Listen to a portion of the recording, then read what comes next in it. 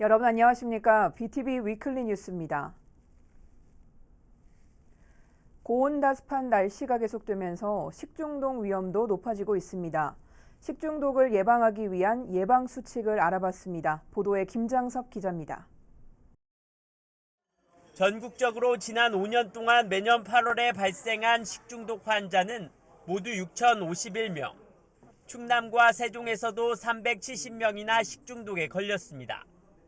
분석된 원인균 가운데 약 79%는 병원성 대장균으로 파악됐고 노로바이러스와 장염 비브리오 등이 그 뒤를 이었습니다. 무더위가 계속 이어지면서 식중독 예방에 주의가 필요합니다. 고온 다습한 여름철은 세균성 식중독균이 활동하기 좋은 계절로 병원성 대장균의 경우 30도가 넘는 상온에서 급속하게 늘어납니다. 때문에 조리된 음식물은 2시간 안에 먹고 남을 경우 냉장 보관은 필수입니다. 식중독 예방을 위해서는 음식물의 경우 1분 이상 충분히 익혀 먹어야 하며 물도 끓여 먹는 것이 좋습니다. 무엇보다 손을 흐르는 물에 세정제를 사용해 30초 이상 씻는 등 개인 위생을 지키는 것이 중요합니다. 또한 교차 감염 우려가 있기 때문에 조리기구는 육류용과 어류용, 채소용으로 구분해 사용해야 하며 자주 소독하는 것이 좋습니다. 무엇보다 설사나 복통, 탈수 증상 등이 나타나면 가까운 의료기관을 방문해야 합니다. BTV 뉴스 김작섭입니다. 천안에선 일명 오픈 채팅방을 통해 10여 명의 확진자가 발생했습니다. 천안시는 방역수칙 위반에 따른 과태료 처분과 치료비를 본인이 부담하게 하는 등 강경책을 꺼내들었습니다. 송용원 기자의 보도입니다. SNS 오픈 채팅창에 천안 모임이라는 키워드로 검색을 하자 각종 모임이 나타납니다. 방금 전까지도 대화가 이뤄진 것으로 보이는데 때에 따라선 직접 만나기도 합니다. 채팅방이나 모임 자체가 문제될 건 없지만 사적 모임을 제한하는 코로나19 시국엔 방역당국의 골칫거리가 되고 있습니다. 실제로 최근 여행 관련 오픈 채팅방에선 지난달 말과 이달 초 대천 해수욕장 등으로 10여 명이 여행을 갔다 코로나19에 집단 감염됐습니다. 지난 2일 최초 확진자 4명을 시작으로 현재까지 천안 10명, 아산 2명, 청주 1명 등 모임 참석자 13명과 지인 4명 등 모두 17명의 확진자를 발생시켰습니다. 천안시는 이들에게 방역수칙 위반으로 과태료 처분을 내리고 입원비와 치료비 등을 본인이 부담하도록 할 방침입니다. 우리 시는 이들을 대상으로 5인 이상 사적 모임 위반 과태료 처분과 더불어서 치료비를 각자 본인이 부담하게 하는 등 강력한 후속 조치를 취할 방침으로 있습니다. 또 만약 역학조사 비협조로 인해 추가 확진자가 발생할 경우 고발 조치와 구상권 청구도 검토할 계획입니다. BTV 뉴스 송용환입니다. 이달 들어 하루 10명 이내로 발생하던 세종시 코로나19 확진자 수가 이틀 동안 2자릿수로 늘었습니다. 특히 태권도 학원에서 집단 감염이 발생했는데요. 추가 확진자가 나올 가능성이 큰 상황입니다. 김무순 기자의 보도입니다. 세종시에서 지난 4일 기준으로 15명, 5일 오전 기준으로 12명 등 이틀 새 모두 27명의 코로나19 확진자가 나왔습니다. 이달 들어 하루 10명 이내로 발생했다 닷새 만에 다시 2자릿수 발생을 기록한 겁니다. 이 중 4일 확진 판정을 받은 15명 가운데 5명은 보람동의 한 태권도 학원바의 집단 감염인 것으로 조사됐습니다. 전날 확진 판정을 받았던 세종 756번과 761번 확진자가 근무하는 학원으로 학원 수강생과 가족이 코로나19 선제검사에서 양성으로 확인됐습니다. 확진자가 발생한 관내 태권도 학원은 7월 31일부터 8월 1일까지 1박 2일간 수련회를 다녀왔고 이 수련회에서 코로나19가 전파된 것으로 추정되고 있습니다. 특히 태권도 학원 수강생과 관계자 등 밀접 접촉자 50명에 대한 추가 검사가 진행 중인 만큼 해당 학원발 확진자 수는 더 늘어날 가능성이 있습니다. 세종시는 최근 일각에서 방역수칙 준수가 느슨해지면서 가정이나 직장을 중심으로 감염이 확산되고 있는 추세라며 만남이나 이동을 최대한 자제하고 감기 등의 증상이 나타나면 즉시 선별진료소를 찾아 검사받을 것을 당부했습니다. BTV 뉴스 김우순입니다. 9일부터 18세에서 49세까지 청장년층에 대한 코로나19 백신 사전 예약이 진행됩니다. 대상자가 많은 만큼 10부제 사전 예약이 실시되는데 자세한 일정 알아봤습니다. 보도에 김장섭 기자입니다. 오는 9일부터 18세에서 49세에 대한 코로나19 예방접종 사전 예약이 시작됩니다. 접종 대상은 1972년 1월 출생부터 2003년 12월 31일 출생까지입니다. 사전 예약은 대상자가 많은 만큼 10부제로 운영됩니다.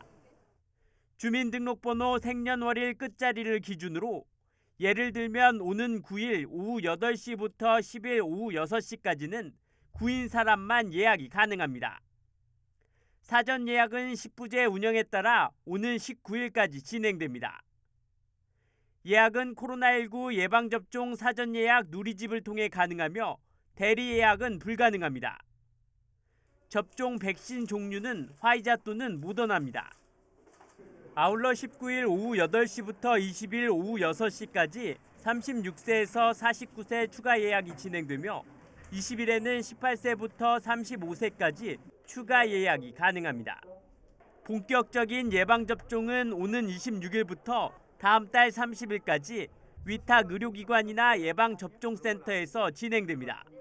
BTV 뉴스 김장섭입니다. 지난주 있었던 세종의 한 아파트 청약 결과가 나왔습니다.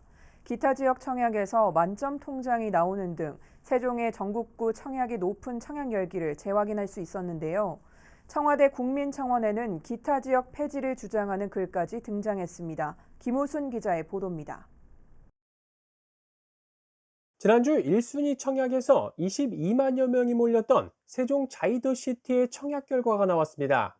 가점제 청약의 평균 당첨 커트라인을 보면 해당 지역은 50점대 후반에서 60점대 초반, 기타 지역은 60점대를 훌쩍 넘기는 등 높은 점수를 보유한 통장들이 대거 청약에 몰렸습니다. 특히 한 세대가 분양된 84제곱미터 P타입 기타 지역 청약에선 84점 만점 통장이 나오기도 해 관심을 끌었습니다. 당첨이 불가능한데도 일단 청약부터 하는 일명 묻지마 청약도 상당수 나왔습니다. 일부 타입의 경우 기타 지역 청약 물량이 아예 없었는데도 불구하고 2,100여 명이 청약 신청을 함으로써 소중한 청약 기회를 허비하는 사례도 있었습니다.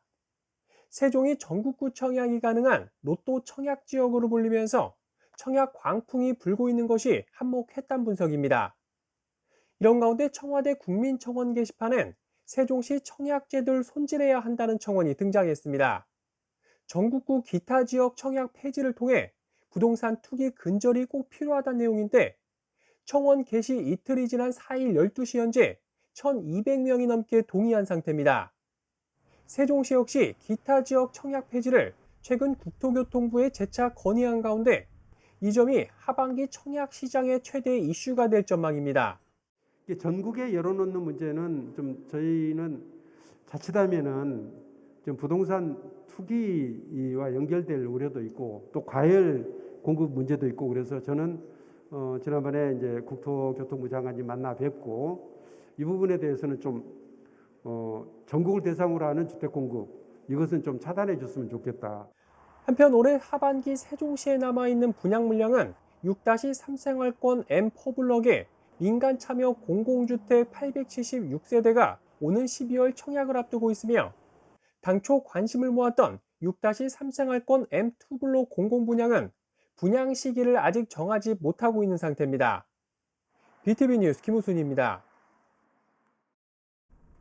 충남 지역 교사들이 만든 창작 뮤지컬 학교 우리들은의 첫 공연이 열렸습니다. 학교 현장 이야기를 담아 공감대도 높였다고 하는데요. 직접 배우로 참여한 교사들은 뮤지컬 수업을 교육 현장에 반영할 계획입니다. 보도에 김장섭 기자입니다.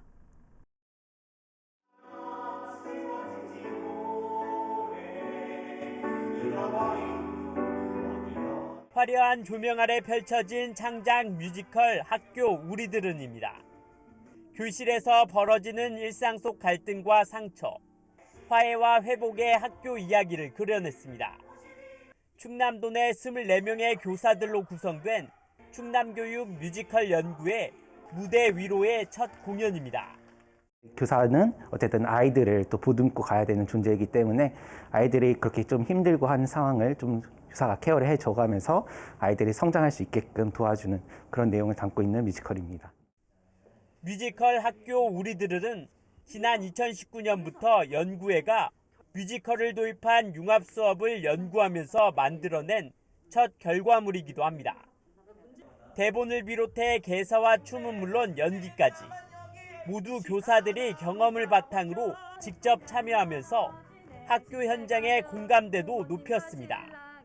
네, 보는 내내 살짝 웅크란 부분도 있었고 정말 공감이 여러모로 많이 가는 그런 좋은 공연이었던 것 같아요. 학교 이야기를 뮤지컬로 재탄생시킨 연구회 교사들은 2학기부터 학교 현장에 돌아가 뮤지컬과 연계한 융합 수업을 접목시킬 계획입니다. BTV 뉴스 김장섭입니다. 요즘처럼 운동할 곳이 마땅치 않을 땐 걷는 것만큼 좋은 운동이 없는데요. 충남에선 걷주라는 어플이 개발돼 도민들에게 인기를 끌고 있습니다. 송용환 기자의 보도입니다. 충남도체육회가 개발한 걷주라는 애플리케이션입니다. 휴대폰 위치 정보를 활용해 자신의 걸음수와 거리, 시간 등을 알려줍니다. 기존 휴대폰에 설치된 걷기 어플과 연동도 가능합니다. 지난해 2월 개발된 이 어플은 현재 13만 3,500여 명의 충남 도민이 사용하고 있습니다. 8월 3일 현재까지 집계된 도민들의 걸음수는 약 700억 걸음에 달합니다. 이용자들 간의 걸음수 비교가 가능해 회사나 모임별로 순위 측정도 할 수 있습니다. 여기에 기부 캠페인도 진행되는데 최근에는 마라토너 이봉주 선수의 쾌유를 기원하는 걷기 캠페인도 이뤄졌습니다. 또 이달 말까지 진행되는 천안 시민과 함께하는 오늘 걷주 챌린지는 성인의 경우 월 30만 보 이상을 걸으면 추첨을 통해 5,000원의 모바일 상품권을 지급합니다. BTV 뉴스 송용환입니다. 지난해 집중호우로 온양천의 제방이 무너지면서 큰 피해가 발생했는데요. 응급복구를 마치긴 했지만 반복적인 재해를 예방하기 위해 아산시가 수해를 입은 하천에 대한 개선 복구 공사에 들어갔습니다. 보도에 김장섭 기자입니다. 지난해 8월 내린 기록적인 폭우로 큰 피해를 입은 아산시. 온양천 제방이 속절없이 무너져 내리면서 일대 농경지는 침수됐고 인근 마을까지 물에 잠기며 큰 피해를 입었습니다. 지금은 무너져 내린 제방이 응급 복구된 상태지만 반복적인 재해를 막기엔 역부족입니다. 이에 아산시가 339억 원을 투입해 온양천 개선 복구 공사를 시작했습니다. 송악 저수지부터 당림미술관까지 6.8km 구간에 제방이 신설될 예정으로 하천폭도 구간에 따라 현재보다 적게는 10m, 많게는 20m까지 넓어집니다. 일부 구간에서는 제방 높이도 1m 이상 높아집니다. 여기에 하천 흐름에 방해를 줬던 교량을 5개에서 2개로 줄이며 2개 교량은 재가설됩니다. 개선 공사는 오는 2022년 12월 마무리될 예정이며 집중호우 피해를 예방하는 데 도움이 될 전망입니다. 아울러 시는 수해를 입은 약봉천과 금곡천 일부 구간에 대해서도 제방 신설과 보강, 교량 재가설 공사를 진행 중이며 오는 2022년 12월 공사를 마무리할 계획입니다. BTV 뉴스 김장섭입니다.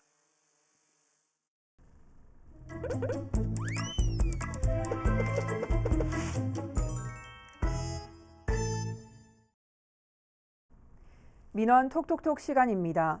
시민들이 쉽게 접근할 수 있는 도시 안의 휴식처, 도시공원이 사라져가고 있다고 하는데요.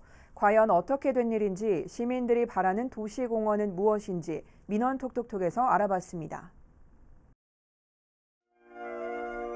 많은 시민들에게 도심 속 힐링을 선사하는 도시공원.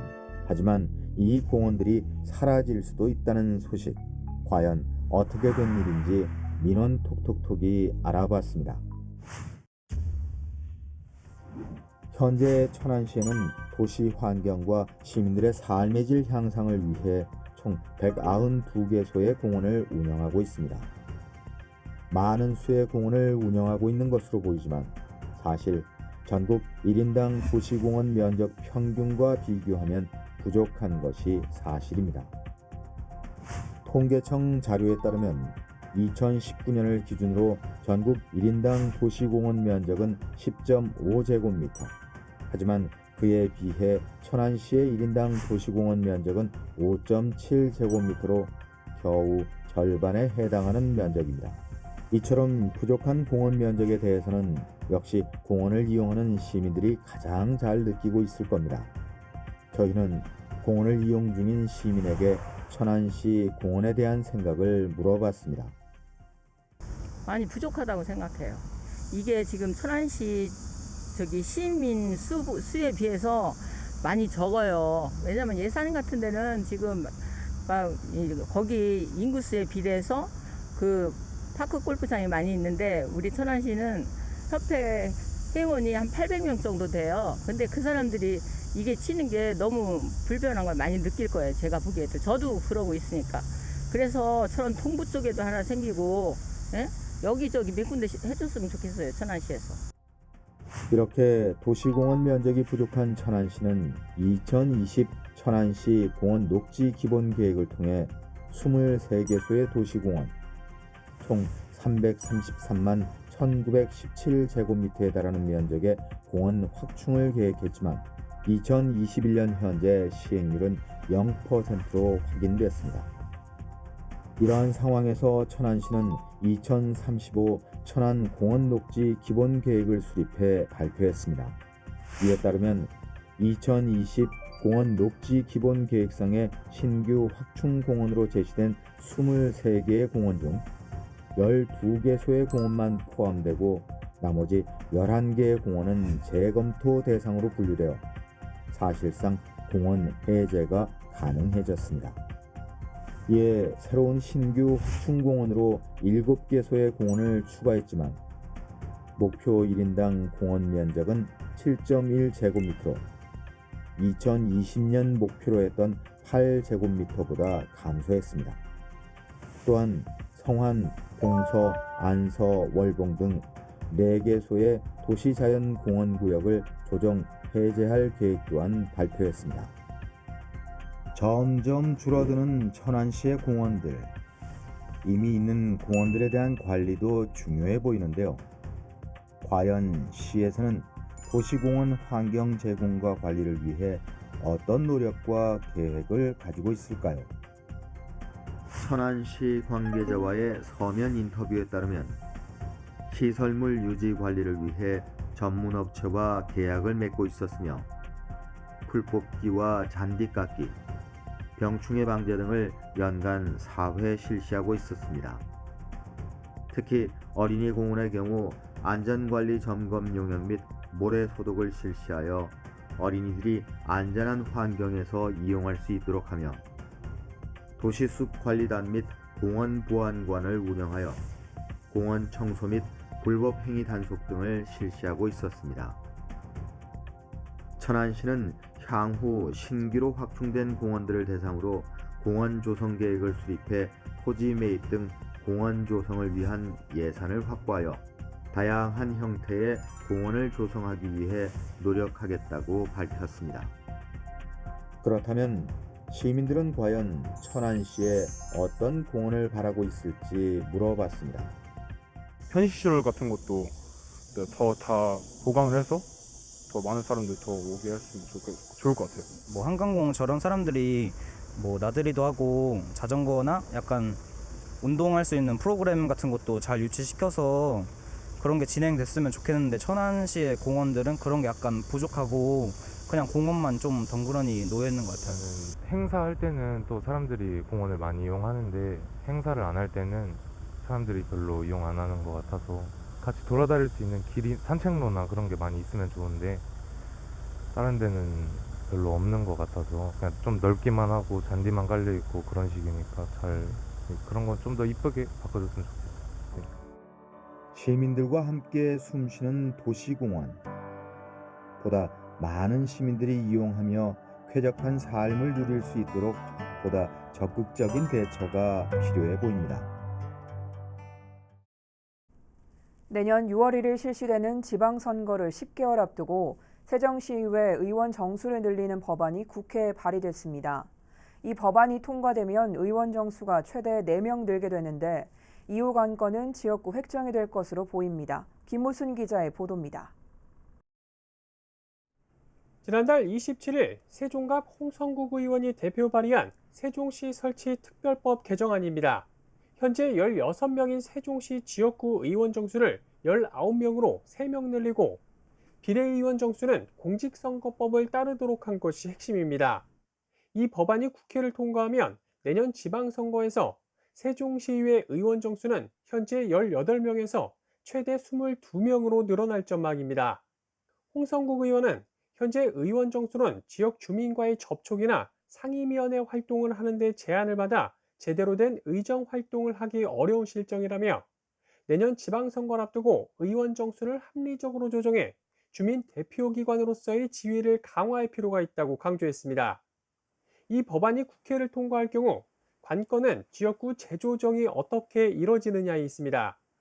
현행법상 분구 대상지는 기준 인구 33,387명에 따르도록 되어 있는데 이 기준에 따르면 지난 6월 기준으로 새롬동과 소담동, 고운동이 분구 대상지로 꼽히는 반면 조치원읍은 오히려 한석이 줄어들 여지도 있습니다. 의원 정수 확대 필요성엔 대체적으로 공감하지만 특정 정당에 유리하게 적용될 수 있는 지역구 재조정에 대한 견제의 목소리가 벌써부터 나오고 있습니다. 국민의힘 입장에서도 그거는 전적으로 공감을 하고 또 지지를 합니다. 다만 이제 이 과정에서 선거구 획정이 게리맨더링이 되지 않도록 어떻게 획정하느냐가 가장 중요한 문제 아니겠습니까? 그건 선관위하고 같이 협의할 문제인데 이 문제에 대해서는 저희들도 비상한 관심을 가지고 내년 지방선거에 10개월 남겨둔 상황에서 세종시의회 의원 정수 확대 여부와 지역구 재조정이 핵심 쟁점으로 떠오르고 있습니다. BTV 뉴스 김우순입니다. 세종시 캠퍼스 고등학교 설립 계획이 교육부 중투심사를 통과해 학교 설립에 가속도가 붙게 됐습니다. 하지만 학교 규모는 당초 계획보다 크게 줄었다고 하는데요. 앞으로 어떻게 추진될 예정인지 김우순 기자가 취재했습니다. 최규진 세종시 교육감의 핵심 공약이었던 캠퍼스형 고등학교 설립이 캠퍼스 고등학교란 이름으로 바뀌어 교육부 중앙투자심사를 최종 통과했습니다. 교육청은 지난 4월 교육부 중투에서 조건부 승인을 받은 이후 세종시 고교 학생 배치 계획 등을 수립하고 이를 중투위원회에 보고함으로써 재정투자심사가 마무리됐다고 밝혔습니다. 이로써 캠퍼스 고등학교는 약 590억 원의 예산을 들여 세종시 6-3상할권의 2024년 3월 개교를 목표로 본격적인 건립공사에 착수할 수 있게 됐습니다. 그러나 당초 계획보다 대폭 축소 추진되는 건 아쉬운 대목입니다. 당초 3개 고등학교를 한 곳에 배치해 대학생처럼 진로에 따라 각 학교에서 개설한 강의를 선택해 수강할 수 있도록 하는 캠퍼스형 고교 설립이 목표였지만 결과는 한 개 일반 고등학교 설립 수준에 그치고 있습니다. 학급 규모도 101개 학급에서 50개 학급으로 반토막이 났습니다. 교육청 관계자는 중장기 학생 배치와 교원 수급 등의 문제로 당초 계획보다 축소 추진되는 건 맞지만 다양한 형태의 수업이 가능한 유연한 구조로 조성함으로써 새로운 학교 모델을 만들어 나갈 예정이라고 밝혔습니다. 특히 2025년 고교 학점제 전면 시행에 앞서 캠퍼스형 공동교육 과정의 중추적인 역할을 하게 될 것이라고 강조했습니다. 규모 면에서 당초 계획보단 아쉽게 출발하게 됐지만 새로운 교육 모델로 만들어 나가기 위한 내실 있는 교육과정 마련이 필요해 보입니다. BTV 뉴스 김우순입니다. 이상으로 BTV 위클리 뉴스를 마칩니다. 시청해주신 여러분 고맙습니다.